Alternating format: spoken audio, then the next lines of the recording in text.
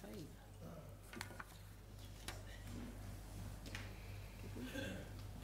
E kore e ngaro, e kore e ware ware, ngā mahi, ngā kupu, a te kai hanga e.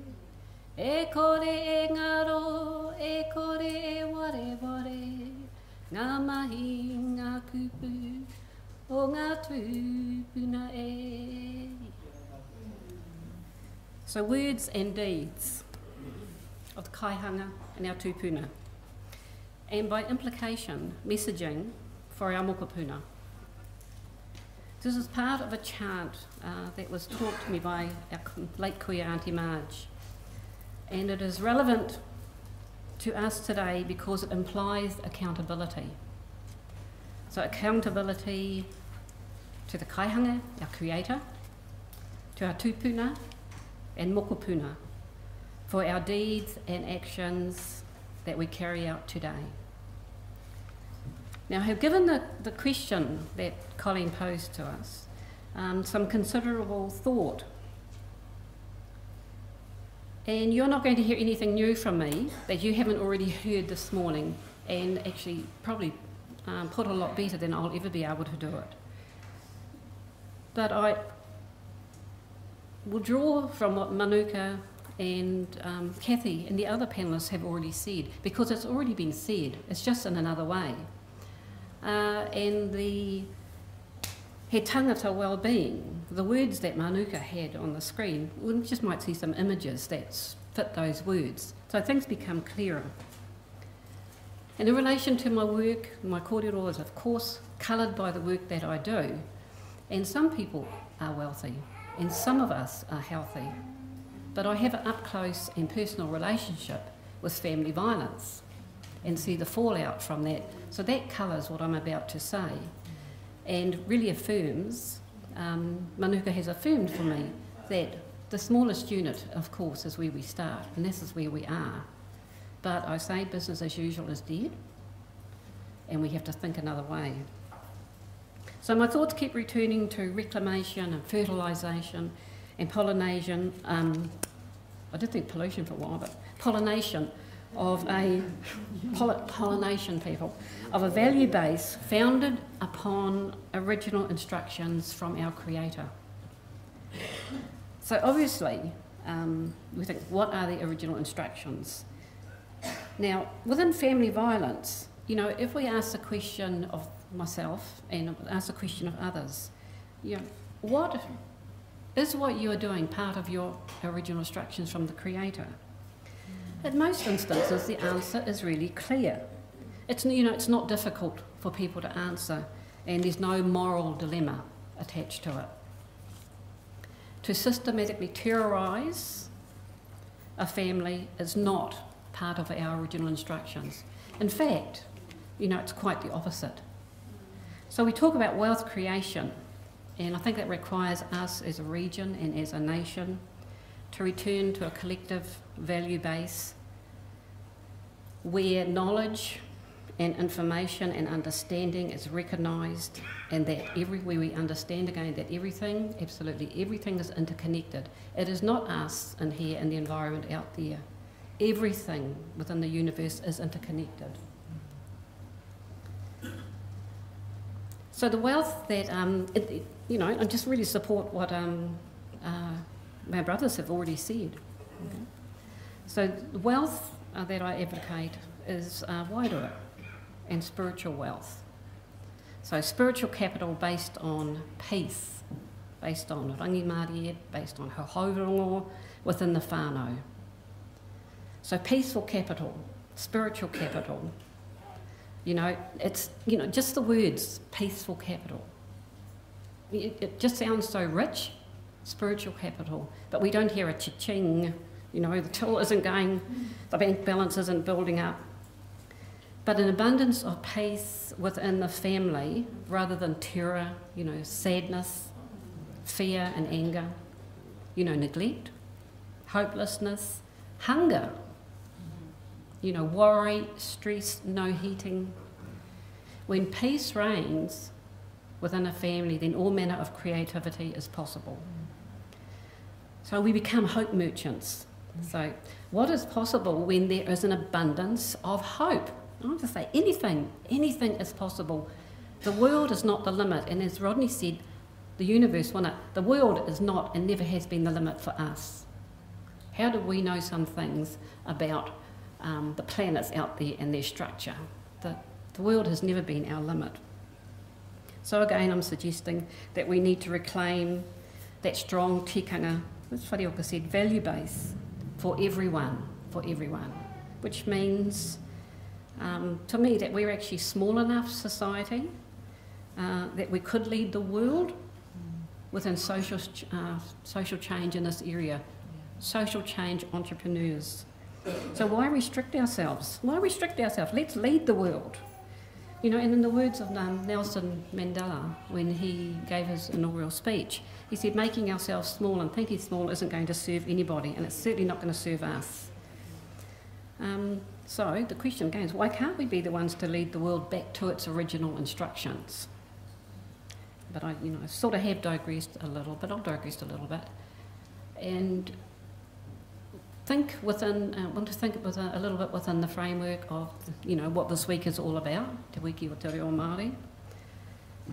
And I do advocate making some things compulsory in this country, but I would rather talk about it as the normalisation of Te Reo Māori, that it is compulsory that we do learn it at school, that there is compulsory teaching of history, ia rohe, that we are strategic about it, that it is compulsory to learn selected texts from certain areas. For example, like Taranaki asks that mountain. Exactly, ask that mountain. It's nothing it hasn't seen. It's nothing it doesn't know. Titoko waru, I shall not die. Selected compulsory texts so people begin to understand what has really happened. Selected whakatauki, and you heard Uncle Tiki this morning in relation to the whakatauki with Te Raukura, he korore ki te atua. Now that is the recent foundation of this region, a universal message, Christian message, but still a universal message. And it is our recent foundation. It's as much relevant today as it was for our tūpuna. And it is actually required, the real understanding of what that means is desperately required by us as much as anybody else, and by our children and our grandchildren.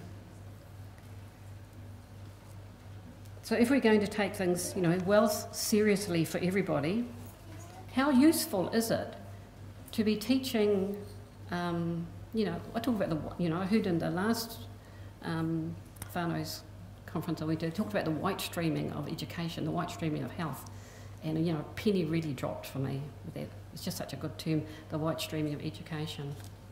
But how useful is it to be teaching my children and my grandchildren the history of Gandhi, which is absolutely brilliant, when we have got Parihaka just down the road, and the history of Te Whiti o Rongomai and Tohu Kākahi that led Gandhi by 60 years. How useful is it to ignore our own history? We are world leaders, and more than the recent history in this country around world leadership. So the spiritual abundance and abundance of peace. And I think about baskets of peace, I get very imaginative about it. Baskets of peace, containers full of peace, banks full of peace. I'm just going to go down to the peace bank, okay, and take some home with me. A balanced, strong tikanga value base with a community development outlook that goes past me and mine, the past the me and mine mentality. So courage and creativity and trust in each other, trust the wairua to guide us, compassion, empathy, and peace in the family and peace in the region. Held up and held in place by some of the values, that's not all of them, that you have seen coming through behind. Now, well, obviously, you can could there be wealth creation? That's the question. Could there be wealth creation without any of these values? Well, obviously, there can. can. You know, I was just in Fremantle, and there's, I've forgotten her name, everybody knows her. She's rich, rich, rich. $30 billion in royalty in 1 year. I mean, $30 billion, and as far as we know, she won't give a couple of her children a cut in any of that. That's just this year, $30 billion. And there are no social change programs, and absolutely exploiting the land of the Indigenous people there. $30 billion. So wealth can be created without any of those values, but is that what we want? How real is that? It's actually, I find it just obscene. So courage and creativity, you know, are what are required. So, you know, for me, I keep thinking, if we are serious about including everyone, and I'm serious about that, and I have always been serious about including everybody in wealth creation. If we're not going to be serious about that, then it actually is just for a select elite few. And so again, I contend that we might need to take a few hard, uncomfortable steps sideways, and it might be the harder, less travelled road, but as an abundance of peace and an abundance of wairua is connected to that journey, I just find extremely appealing, you know, and in the words of some of the young ones, very, very sexy. So make no mistake, I'm not saying abandon other forms of wealth creation, because that's just stupid, you know. Money is power, and I want it and I want lots of it. And I think if most of us are being honest, we should say that, yeah, we want money and we want lots of it, because you can do stuff with money. You can do lots of stuff. But without the value of tikanga, the tikanga balance, you know, then actually that wealth is actually just for the few. It's not for everyone.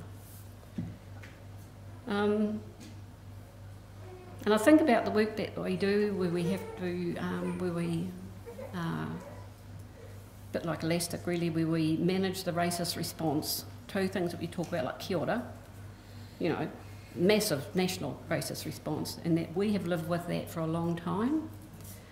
The white streaming of schools, where we have tried to protect our children and ensure they got educated in spite of the system, and the microaggressions that we put up with on a daily basis. And the microaggressions are the things that are often the hardest for us to comprehend when you think, did that shopkeeper actually talk to me in that way? Was there a tone there? Trust yourselves, there was. It's called a microaggression. Once you know and understand it, you can deal with it a lot more effectively.